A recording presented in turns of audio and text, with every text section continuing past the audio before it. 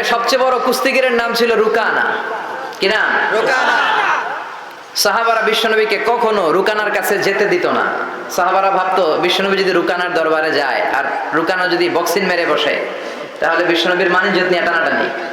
কিন্তু বিশ্বনবী তো শুধু সিলেক্টেড কিছু পার্সোনালিটিদের জন্য নবী হয়ে আসেননি। ওমা আরসালনাকা ইল্লা রাহমাতাল লিল আলামিন। I have sent you as a mercy for the whole world, for the entire universe.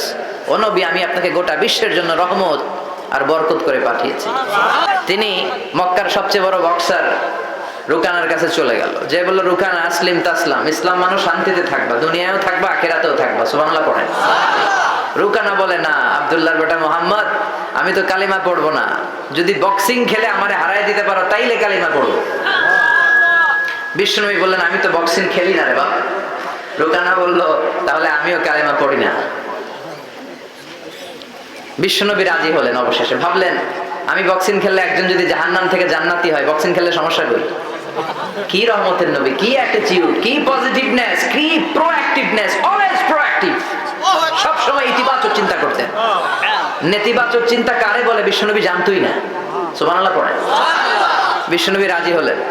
এবার বক্সিং খেলার পালা। রুকানা হাফ প্যান্ট পরে গায়ের মধ্যে জাইতুনের তেল মেখে এভাবে লাফাচ্ছে। আপনারা রেসলিং খেলা দেখছেন? তেল মেখে পজিশন নেয় মারার জন্য প্রতিপক্ষকে। তো বিশ্বনবী তার পজিশন নেয় না, বিশ্বনবী দাঁড়িয়ে আছে।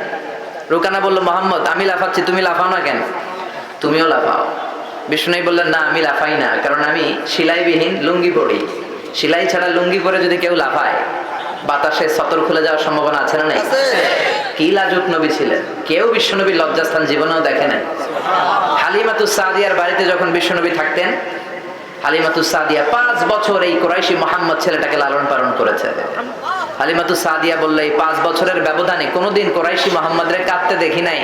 ক্ষুধা পেলেও ছেলেটা কাঁদতো না, ব্যথা পেলেও কাঁদতো না, শুধু লজ্জাস্থানের জায়গা থেকে কাপড়টা সরে গেলে শিশু মুহাম্মদ চিৎকার দিয়ে উঠত।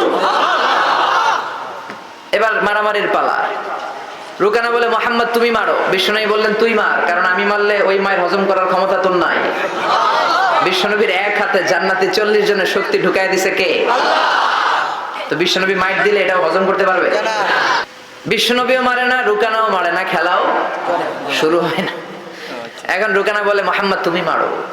বিশ্বনবী মারে নাই, কিন্তু বিশ্বনবী ওনার ডান হাত মোবারক, কি নরম হাত, সফটার দেন সিল্ক, সিল্কের চেয়ে নরম ছিল। ওয়া কানা কাফুহু আবিয়াদু মিনাদ দিবাজ, সফটার দেন সিল্ক, রেশমের কাপড়ের চেয়েও বিশ্বনবীর হাতের তালু সফট ছিল। এই হাতটা দিয়ে বিশ্বনবী রুকানার ডান কাঁধে এভাবে টাচ করলেন। মারে নাই, খালি বলছে, রুকানা এত লাফাস কেন? টাচ করার সাথে সাথে রুকানা বেহুশ হয়ে জমিনে পড়ে যায়। সবাই তো অবাক, ঘটনা কি, ঘটনা কি, কি মিরাকেল, কি অলৌকিকত্ব। পানি ঢেলে রুকানারে হুঁশ ফিরানো হয়েছে। সবাই বলে, রুকানা তুই তো অনেক বড় পালোয়ান, আব্দুল্লাহর বেটা মোহাম্মদ ঘুষিও দিল না, লাথিও মারলো না, বেহুশ হইলি কেন? রুকানা বলে, আর তোরা তো দেখোস নাই, তোরা দেখেছিস মোহাম্মদ হাত দিয়ে ধরেছে, আমার মনে হয়েছে বিশাল পাহাড় এসে কাঁধে চেপেছে। এজন্য ইসলামের অ্যাটিটিউড হচ্ছে ডিফেন্সিভ, আগে মারে না, আগে মারে না, মাইর খায়, কিন্তু খাইতে খাইতে দেয়ালে যখন পিঠ থেকে যায় তখন কিছু মাইর দেওয়ার দরকার আছে না নাই?